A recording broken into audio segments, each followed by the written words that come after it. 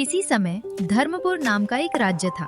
वहाँ का राजा बहुत शक्तिशाली था, लेकिन उसे अपने न्याय पर बड़ा गर्व था। राजा को लगता था कि वो कभी गलत फैसला नहीं कर सकता। उसी राज्य में हरिदास नाम का एक गरीब किसान रहता था।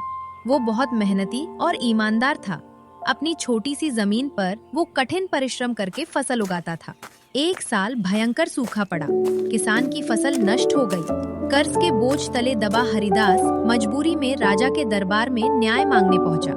राजा को यह अच्छा अवसर लगा कि वो सबके सामने अपनी न्यायप्रियता दिखा सके। महाराज, मेरी पूरी फसल सूखे में नष्ट हो गई है। कृपया लगान माफ कर दीजिए।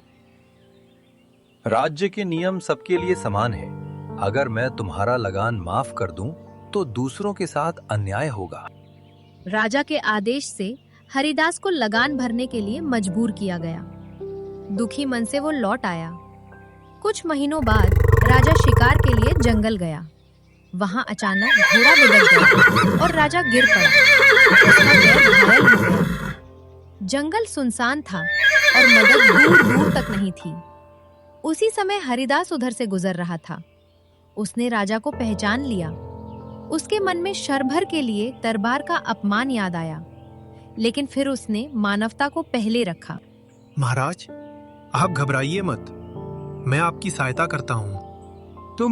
तुम वही किसान हो ना? हाँ महाराज, दुख में किसी का पद नहीं देखा जाता। हरिदास राजा को अपने घर ले गया, मरहम पट्टी की और कई दिनों तक उसकी सेवा की। राजा ने पहली बार किसी गरीब की झोपड़ी में रहकर उसका संघर्ष देखा। उसे अपनी कठोरता पर पश्चाताप हुआ। हरिदास, मैंने तुम्हारे साथ अन्याय किया। महाराज, न्याय वही है जिसमें करुणा हो। राजा स्वस्थ होकर दरबार लौटा। उसने हरिदास का कर्ज माफ किया और राज्य में सूखे से पीड़ित किसानों के लिए कर में छूट की घोषणा की।